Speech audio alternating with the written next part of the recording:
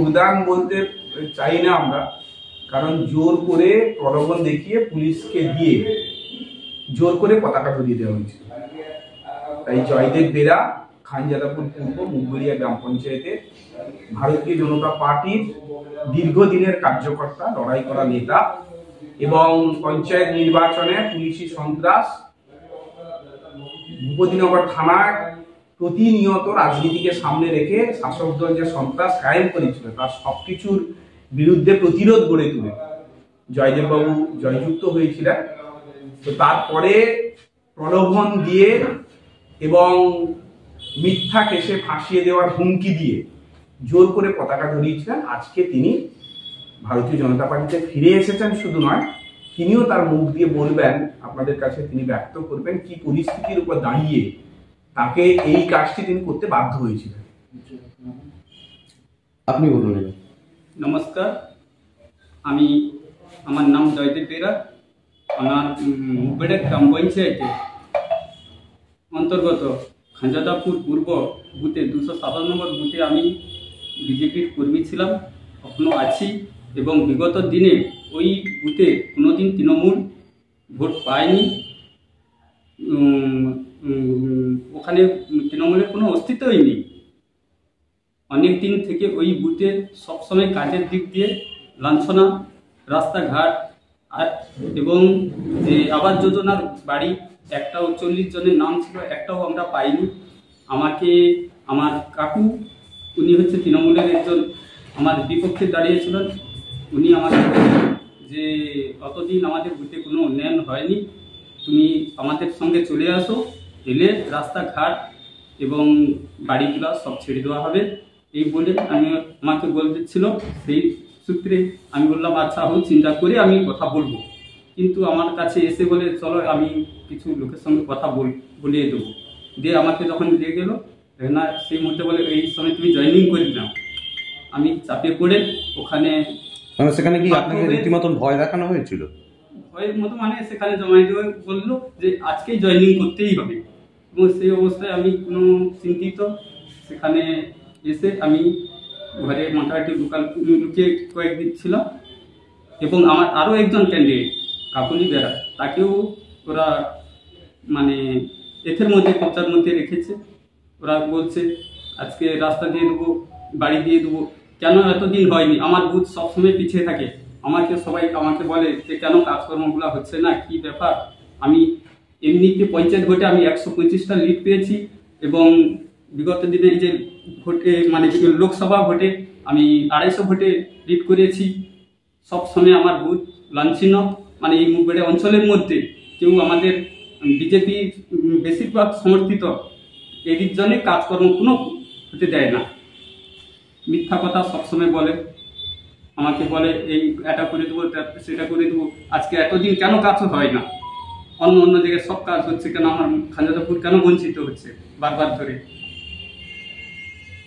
তো আপনি তো আজকে ফিরে এলেন, এরপরে ফিরলেও তো আপনার উপর চাপ সৃষ্টি হবে, তখন কি করবেন? চাপ সৃষ্টি হোক না হোক সেটা আমি বিজেপিকে ভালোবাসি, আমি আছি, থাকবো। আমার কেননা জনসাধারণের ভোটে নির্বাচিত হয়ে আমি মানুষকে ঠকা দিতে চাই না। কিছু কিছু লোক হয়তো ভুল বোঝেতে বলছে 20 লাখ 25 লাখ টাকা নিয়েছে যে এখানে দলে ফিরে এসছে। আমি কোনোদিন কারোর কাছে টাকা নিয়েছি, আমার ভোটের মানুষ জানে আমি কারোর কাছ থেকে 1 টাকা কোনোদিন নেইনি। এই বিশ্বাসে আমাকে দাঁড়িয়ে রেখেছে। আমি এই কথা বলে আমার বুথের এবং আমার ঘরের মানুষজনকে হুমকি দেখাচ্ছে। সেখানে বলছে, আমার মাকে বলছে তুমি চলো জিডি করো। আজকে বলছে ওসি বলছে যে তোমার কোনো সমস্যা হলে আমরা তোমাকে সাপোর্ট দেবো, কোনো সমস্যা নেই। আর কোনো পারিবারিক কোনো সমস্যা হলে ঘন্টার পর ঘন্টায় থানাতে গিয়ে দাঁড়িয়ে থাকতে হয়, কোনো একটা কেস দেয়নি। কোন থানা? ভূপতিনগর থানা। আচ্ছা, তুমি থানার ওসি কি চাপ দিয়েছিল যোগদান করার জন্য? না, থানার ওসি যোগদান করতে বলেন না, উনি বলছে সহযোগিতা আমরা করব। কালকে আমার বাড়িতে গিয়ে বলছে তোমরা চলো, বাড়ির লোক আমার মাকে আমার স্ত্রীকে বলছে চলো থানাতে চলো, জিডি করবে। উনি কোথায় গেছে, কেন গেছে, উনি বাড়িতে থাকতে পারবেন না। আমিও দেখবো বাড়িতে থাকতে পারি কি পারি না। আমি তো চোর নই, বদমাস নই। আমার মুগবেড়িয়া অঞ্চলে আমাকে চিনে, আমার বাবাকে চিনে, ওর জন্য জিপিতে কাজ করে, মানববাবুও চিনে, সবাই চিনে আমরা কি রকম ছেলে। আমি কারোর সঙ্গে বেইমানি করি না। আচ্ছা, আপনি তো এলাকার উন্নয়নের কথা ভেবে আপনি দল পরিবর্তন করেছিলেন। হ্যাঁ হ্যাঁ সেক্ষেত্রে আপনি আবার আপনার পুনরায় বিজেপিতে ব্যাকফুটে এলেন এখানে, কিন্তু এখানে আসার পর কি মনে হচ্ছে যে উন্নয়ন থমকে যাবে? উন্নয়ন আমার বিগত দিনে যা চিন্তা ভাবনা, ওনারা মানে কোনো কাজকর্ম দেবে না, কিন্তু আমার যে সংগঠন আছে ওনারা আশ্বাস দিয়েছে যাতে কাজগুলো হয়, বাড়ি টাড়ি রাস্তাগুলো সেগুলো চিন্তা ভাবনা করছে, ওনারা করে দিবে। আজকে আমার ভোটের যারা মানে আমাকে ভোট দিয়েছে তারা কান মানুক, কেন তুমি এই রকমের কাজ করলো। আমি শুধু চাই আমার ভোটের উন্নয়ন হোক, আমি টাকা পয়সা অন্য কোনো চাই না। মানুষের স্বার্থে আপনি দল বদল করছেন। হ্যাঁ, আমি মানুষের দল বদল নয়, আমার কাজ হয়নি, আমার বুথের উন্নয়ন হয়নি সব সময়ের জন্য।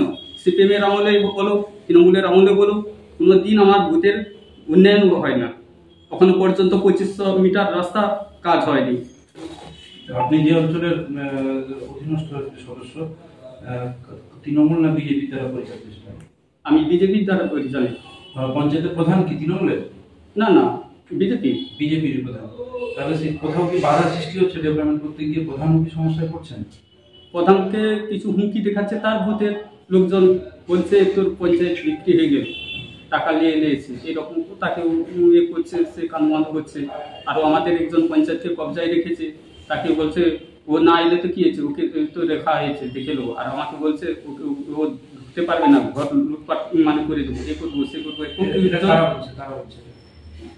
এই তৃণমূলের লোক এবং আমার কাছে কাকু বলে একজন মুক্তিপদ বেরা উনি আছে, উনি বলে এটা ঠিক করা উচিত নয়, এরা দলে চলে আসুক, এ করুক। আরো কয়েকজন আছে হুমকি দিচ্ছে।